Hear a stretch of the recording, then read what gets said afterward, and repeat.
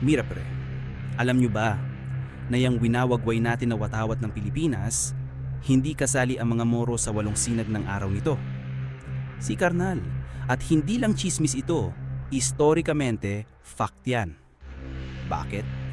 Putya, kailangan bumalik tayo sa panahon ng mga Kastila, siglo XVI. Nung dumating sila dito, mabilis nilang nasakop ang Luzon at Visayas. Mga pueblo, mga simbahan, mga kuta, isa-isa nilang kinain. Pero pagdating sa Mindanao at Sulu, ay ibang usapan yon. Los Moros, matagal na silang may sariling kaharian. Sultanato ng Sulu at Sultanato ng Maguindanao. May mga lantaka sila, mga Karakoa, may ugnayan sa Borneo at Arabia.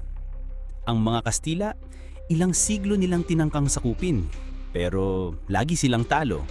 Minsan nanalo sa isang labanan, pero hindi nila napanatili ang teritoryo kasi ang mga Moro marunong lumaban sa dagat at sa lupa.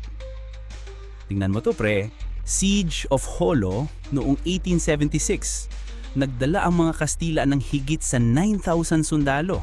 May kanyon, may barko, pero kahit nakuha nilang Jolo, hindi nila lubusang nasupil ang Sulo.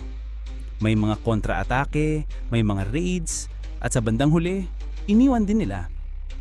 Kaya nung dumating ang 1896, panahon ng Katipunan, yung 8 probinsya na unang nag-alsa laban sa Kastila ay puro nasa Luzon. Manila, Cavite, Bulacan, Pampanga, Tarlac, Laguna, Batangas at Nueva Ecija, wala dyan ang kahit isang lugar sa Mindanao o Sulu. ¿Por qué? Kasi ang mga Moro may sarili silang laban, hindi para sa ideya ng Pilipinas, kundi para sa kanilang sultanato at pananampalataya.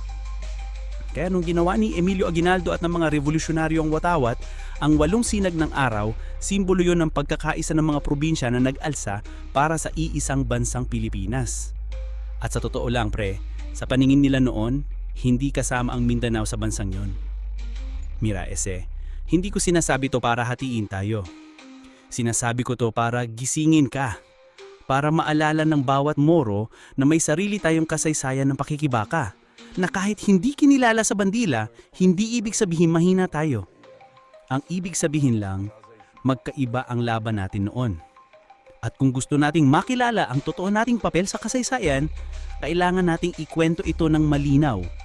Kasi karnal, kung hindi natin ikukwento, iba ang magkukwento para sa atin.